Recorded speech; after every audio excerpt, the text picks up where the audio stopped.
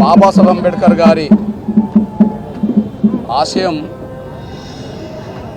ఆ మహానీయుడు సాధించిన రిజర్వేషన్ ఫలాలు అన్ని కులాలకు దక్కాలని. డాక్టర్ బాబాసాహెబ్ అంబేద్కర్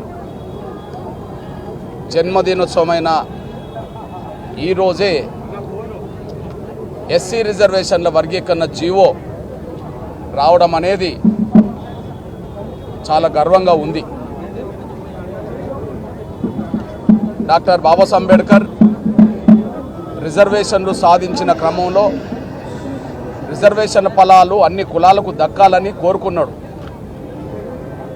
కానీ ఆ మహనీయుడు కోరుకున్నట్టుగా ఈ దేశంలో ఉండబడే 1100లకు పైగా ఉండబడే దళిత కులాలకు వారి వారి జనాభా దామాష ప్రకారం రిజర్వేషన్లు దక్కలేదు.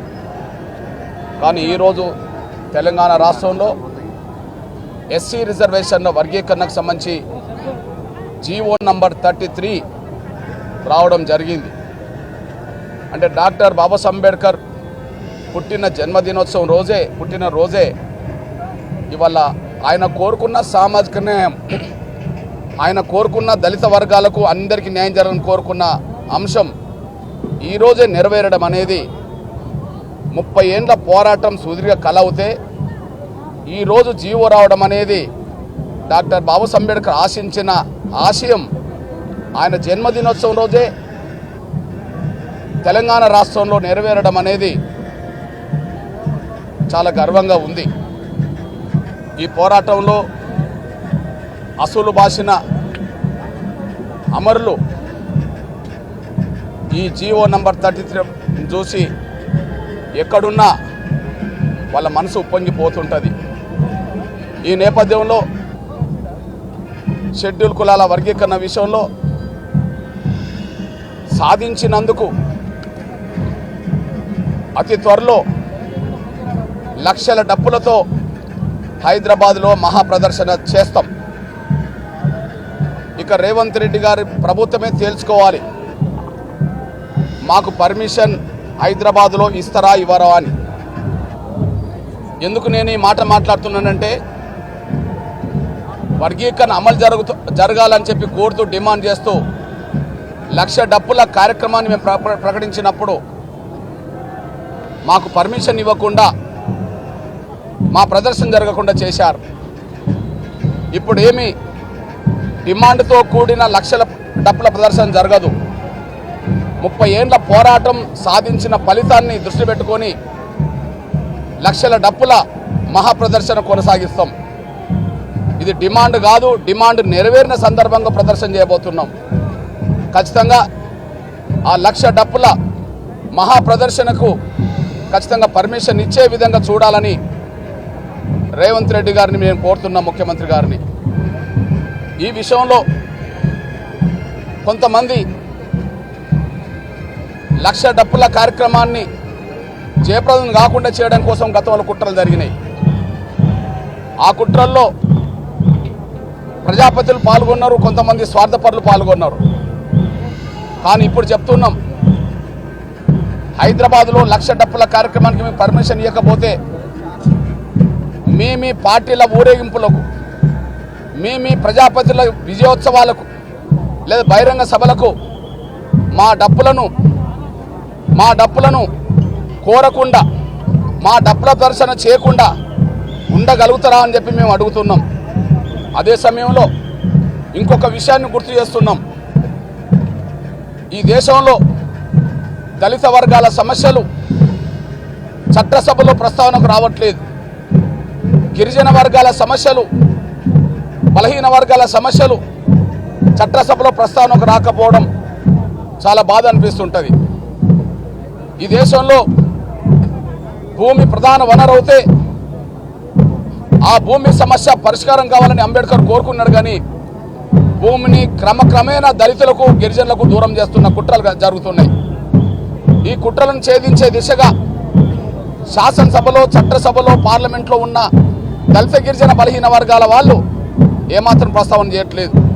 అంతేకాకుండా ప్రభుత్వ రంగం కుదించబడుతూ ప్రైవేట్ రంగం విస్తరిస్తున్న దశలో ప్రైవేట్ రంగంలో రిజర్వేషన్ కావాలని చెప్పి ఇక్కడ తెలంగాణ శాసనసభలో కానీ ఆంధ్రప్రదేశ్ శాసనసభలో కానీ దేశంలో ఏ శాసనసభలో కానీ లేదా పార్లమెంటు లోక్సభ రాజ్యసభలో కానీ ఈ అంశాన్ని ఈ దళిత గిరిజన వర్గాల బలహీన వర్గాల ప్రజాపతులు ఎవరు కూడా లేవనెత్తట్లేదు. దానికి కారణం ఈ దళిత గిరిజన వర్గాలకు సంబంధించిన వాళ్ళు ఇవాళ చట్టసభలో ఉన్న వాళ్ళు నిజమైన దళిత వర్గాల గిరిజన వర్గాలకు ఆకాంక్షలకు అనుగుణమైన నిజమైన ప్రజాపతులు కారు. ఎందుకంటే పూనా ఉడంబడిక ద్వారా దళితులను ఎన్నుకునే స్వేచ్ఛను కోల్పోయారు, గిరిజనులు ఎన్నుకునే స్వేచ్ఛను కోల్పోయారు. దానివల్ల దళిత గిరిజన ఉమ్మడి నియోజకవర్గాల్లో అన్ని వర్గాలను ఓట్లు వేయించుకునే పేరుతో ఉన్నత వర్గాల ఆధిపత్యం కింద నలిగిపోయే వాళ్ళకి బానిసత్వం చేసే వాళ్ళని గెలిపించుకునే పరిస్థితి రావడం వల్ల చట్టసభలో ఈ అణగారిన వర్గాల వాయిస్ లేకుండా పోయింది. మేము అడుగుతున్నాం, ఇక్కడ ఎమ్మెల్సీ ఎన్నికలు జరుగుతుంటాయి, స్థానిక సంస్థల తరఫున ఒక ఎమ్మెల్సీని గెలిపించుకుంటారు, అందులో స్థానిక ప్రజాప్రతినిధులు మాత్రమే ఓటేస్తుంటారు. అదే సమయంలో గ్రాడ్యుయేట్ ఎన్నికలు జరుగుతుంటాయి, అందులో గ్రాడ్యుయేట్స్ మాత్రమే ఓటేస్తుంటారు. అదే సమయంలో టీచర్స్ ఎన్నికలు జరుగుతుంటాయి, ఎమ్మెల్సీ ఎన్నికలు జరుగుతుంటాయి, అందులో టీచర్స్ మాత్రమే ఓటేస్తుంటారు. అంటే వాళ్ళ ఓటు ద్వారా వాళ్ళ ప్రజాప్రతినిధులను ఎన్నుకోవడం అనేది ఒక స్పష్టత. కానీ ఇక్కడ దళిత గిరిజన వర్గాలకు రిజర్వేషన్లు ఉన్నాయి, కానీ కేవలం దళిత గిరిజన వర్గాలే వాళ్ళ ప్రజాప్రతినిధులను ఎన్నుకునే స్వేచ్ఛ లేకుండా పోయింది. అది పూనా ఉడంబడిక మా మీద రుద్దడం వల్ల మాకు స్వేచ్ఛ లేకుండా పోయింది. పూనా ఉడంబడికలో సంతకం పెట్టిన అంబేద్కరే ఆ పూనా ఉడంబడిక వల్ల నా దళిత గిరిజన వర్గాల స్వేచ్ఛ కోల్పోయిండ్రు. నా దళిత గిరిజన వర్గాలకు సంబంధించిన వాళ్ళు ప్రజాపతులుగా దళిత వర్గాల కోసమే పాటుపడే నాయకులను కోల్పోయినామని చెప్పి ఆయన బాధపడ్డ సందర్భాలు ఉన్నాయి. మేము అడుగుతున్నాం, పూనా ఉడంబడిక వల్ల మేము నష్టపోయినాం. అదే సమయంలో తెలంగాణ రాష్ట్ర ఏర్పాటు ఉద్యమంలో భాగంగా ఒక ఇంచు కూడా తెలంగాణ భూభాగం కోల్పోవన్న మనం దాదాపు భద్రాచలం పరిధిలో ఉండబడి 7 మండలాలు 200 గ్రామ పంచాయతీల ఆదివాసులను కూడా ప్రజల్ని కోల్పోయాం, ప్రాంతాన్ని కోల్పోయినాం. అట్లనే రిజర్వేషన్లు అమలు ప్రక్రియ మొదలవుతున్నప్పుడు పూనా ఉడంబడిక ద్వారా ఏ అసంతృప్తి అయితే అంబేద్కర్లో ఉన్నదో, అదే సమయంలో తెలంగాణ రాష్ట్ర ఏర్పాటు క్రమం జరుగుతున్నప్పుడు ఆదివాసీ గూడాల్లో ఏ అసంతృప్తి అయితే మమ్మలను బలవంతంగా నెట్టేసిందని చెప్పి అసంతృప్తి ఉన్నదో, ఎస్సీ వర్గీకరణ సాధించిన సంతోషం మాకున్నప్పటికీ కొంత ఆవేదన కూడా మాకున్నది. ఆవేదనకు కారణం రేవంత్ రెడ్డి గారి సర్కారే ఆవేదనకు కారణం. ఎందుకంటే గత నోటిఫికేషన్లు కూడా సుప్రీంకోర్టు జడ్జిమెంట్ రాకముందు ఆగస్టు 1 కంటే ముందు ఏ జడ్జిమెంట్కి అయితే ముందు నోటిఫికేషన్లు ఇచ్చారో ఆ నోటిఫికేషన్లు కూడా వర్గీకరణ వర్తింపజేస్తామన్న రేవంత్ రెడ్డి గారి సర్కారు ఏమాత్రం దాన్ని మాట నిలబెట్టుకోకుండా ఆయన వేలాది ఉద్యోగాలు భర్తీ చేయడం వల్ల మాకు జీవో వచ్చినట్టుగా కనిపిస్తున్నది, కానీ ఉద్యోగ నియామకాలు ఇప్పుడు లేకుండా పోయినాయి. అన్ని ఉద్యోగ నియామకాలు వర్గీకరణ జరగకముందే చేసుకున్నారు. అదే సమయంలో మరొక గ్రూప్ 1, గ్రూప్ 2 పరీక్షలు ఇప్పుడు వెంటనే జరగవు. గ్రూప్ 1, గ్రూప్ 2 పరీక్ష ఫలితాలు కూడా ప్రకటించి మాకు తీరని మా నిరుద్యోగులకు అన్యాయం చేసిన చరిత్ర కనిపిస్తున్నది. అంతేకాకుండా ఆగ మేఘాల మీద ఫైనాన్స్లో, ఆర్థిక శాఖలో, ఇతరాత్ర డిపార్ట్మెంట్లో ఇవాళ జీవో వస్తుందని తెలిసినప్పటికీ, ఎస్సీ వర్గీకరణ జీవో ఇవాళ వస్తుందని తెలిసినప్పటికీ నిన్న మొన్న ఒక వారం రోజుల క్రితం నుంచే మొత్తం ప్రమోషన్లో రిజర్వేషన్లన్నీ అమలు చేసుకుంటూ పోయారు. అంటే ఎస్సీ వర్గీకరణ జీవో అమలు జరగకముందే ఉద్యోగాలు భర్తీ చేసుకున్నారు, ఎస్సీ వర్గీకరణ జరగకముందే ప్రమోషన్లు భర్తీ చేసుకున్నారు, ఎస్సీ వర్గీకరణ జరగకముందే ఒకవైపు గ్రూప్ 1, గ్రూప్ 2 పరీక్షలు ఫలితాలు ప్రకటించారు.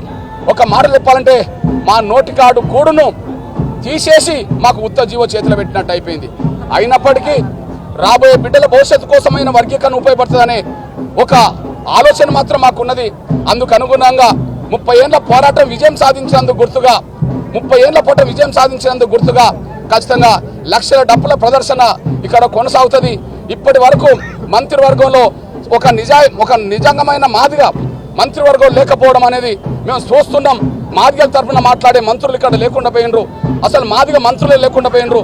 గత తెలంగాణ వచ్చిన కానుంచి ఈ తెలంగాణ రాష్ట్రంలో అత్యధిక జనసంఖ్యల మాదిగలకు మంత్రివర్గంలో చోటు లేకుండా పోయింది. కేసీఆర్ గవర్నమెంట్లో చోటు లేకుండా పోయింది 10 ఏళ్ల పాటు. అదే సమయంలో ఈ గవర్నమెంట్లో కూడా నేను మాదిగ అని చెప్పుకునే ఒక మాదిగ మంత్రి ఇక్కడ లేకుండా పోయిండు. నేను మాదిగా అని చెప్పుకునే మాదిగ మంత్రి లేకుండా పోయిండు. కాబట్టి మాదిగలకు మంత్రివర్గంలో చోటు దక్కాలనే విషయం కూడా వెంటనే రేవంత్ రెడ్డి గారి సర్కారు గుర్తించాలని చెప్పి నేను డిమాండ్ చేస్తున్నా.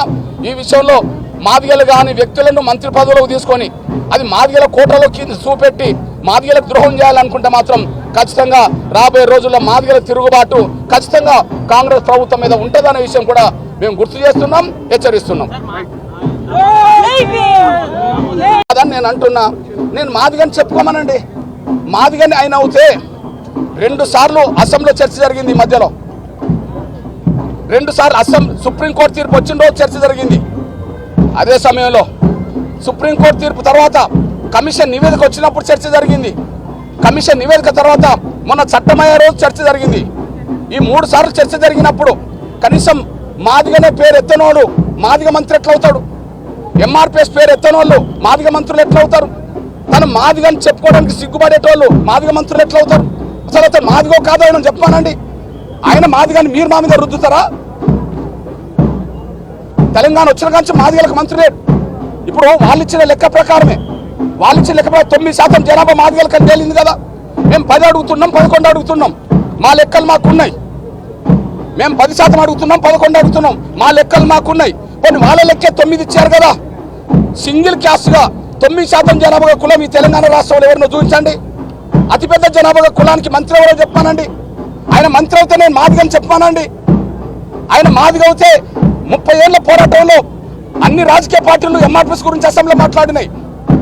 అన్ని పార్టీల ప్రజాపతులు ఎంఆర్పిఎస్ గురించి మాదిగల గురించి మాట్లాడినాయి.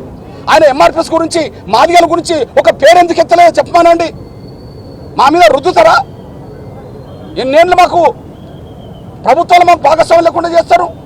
ఆయన మాదిగ కాడని నేను అంటున్నా. అవునని చెప్పుకోమనండి. ధన్యవాదాలు.